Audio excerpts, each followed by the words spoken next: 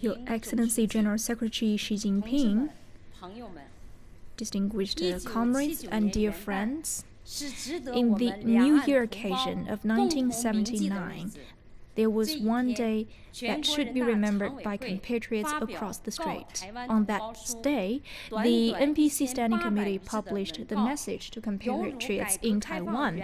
The report, with only 1,800 characters, was just like the first blossoming flower in the early spring of reform and opening up, injecting vibrance into the peaceful development of cross-Strait relationship, opening a new chapter for the peaceful reunification of China.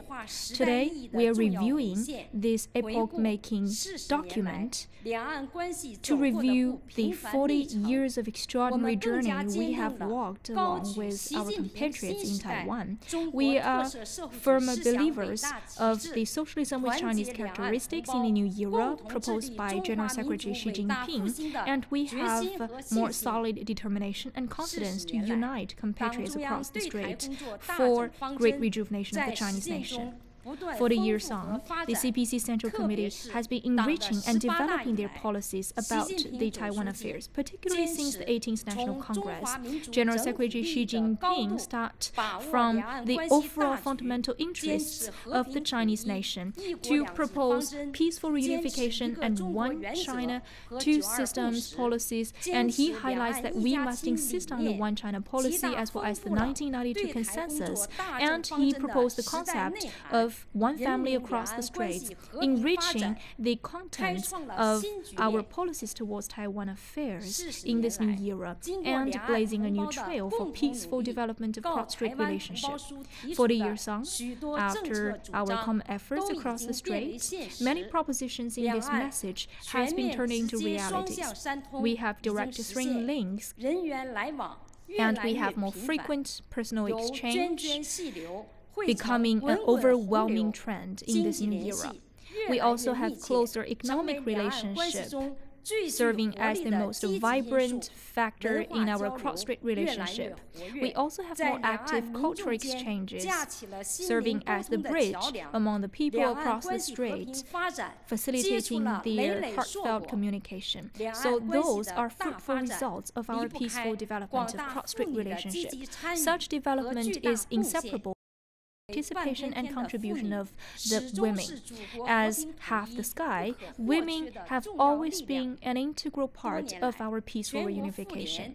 For years, all China Women's Federation and the Federation branches in different localities have been observing the CPC Central Committee's policies about Taiwan affairs, particularly the instructions delivered by General Secretary Xi Jinping. So based on the big picture, we will fully serve our role as the bond across the strait to facilitate the women's communication and exchanges and to gather the patriots and reunification lovers. We are practicing the concept proposed by General Secretary Xi Jinping, that is, we are one family across the strait. We will take the platform of the Strait Women Forum. For 10 years consecutively, we have convened such activities themed under green development, environmental protection, and family.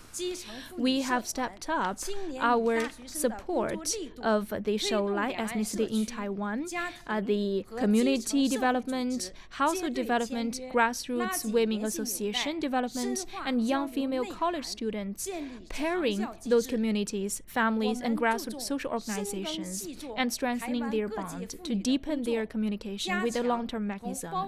We stay local with those women in Taiwan in different fields to enhance their communication across different women organizations, including those immigrant women.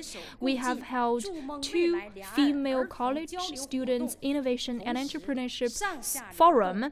We have also held some children exchange activities across the strait. Meanwhile, we have a very colorful featured exchange programs for the Women's Federation. For example, the Beijing-Taiwan Technological Forum for Women and Shanghai-Taiwan Women's Cultural Week, as well as Yunnan-Taiwan Female Entrepreneurs Exchange activities.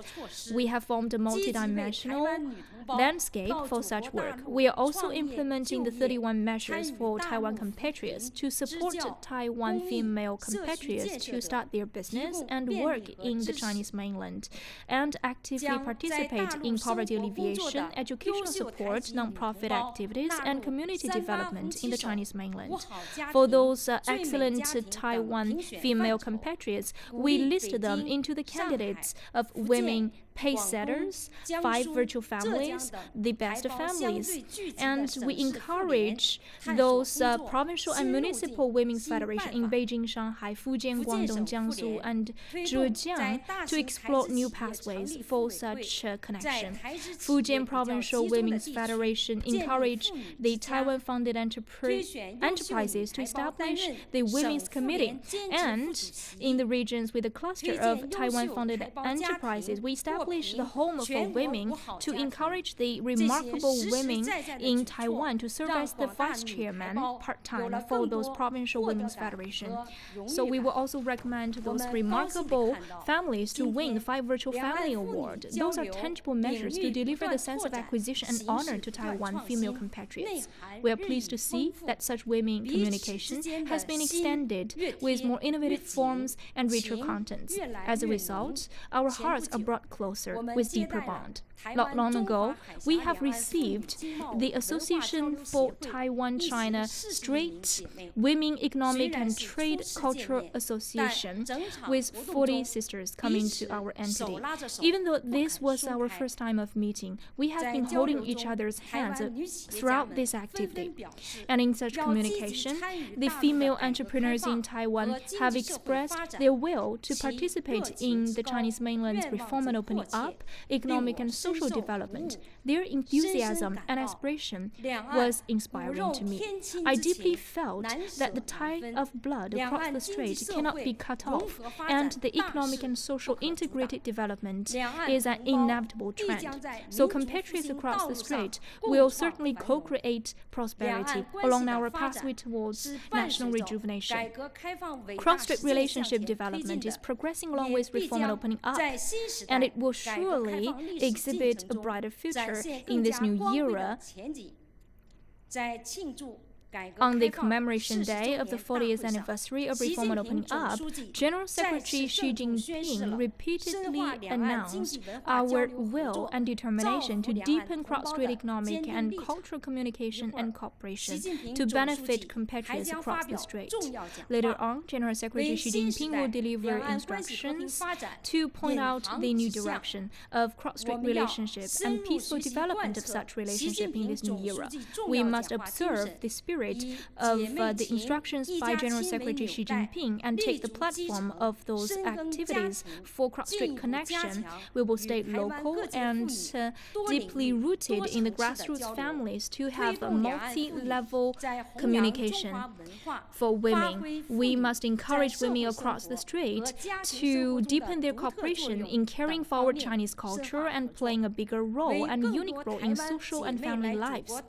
And we will help more Taiwan sisters to come to the Chinese mainland for study, for work, or start their business, or invest in the Chinese mainland, so as to inject more dynamism into the peaceful development of cross-strait relations. Realizing the great rejuvenation of the Chinese nation is the common aspiration of the Chinese people. Standing at this new historical point, women across the strait must unite closely and ride along with the historical trend and accommodate the overall national interests. We must fight against separatism and co-build the community with a shared future across the strait and lead the way of peaceful reunification of China. Let's make unremitting efforts for the beautiful future of great rejuvenation of the Chinese nation.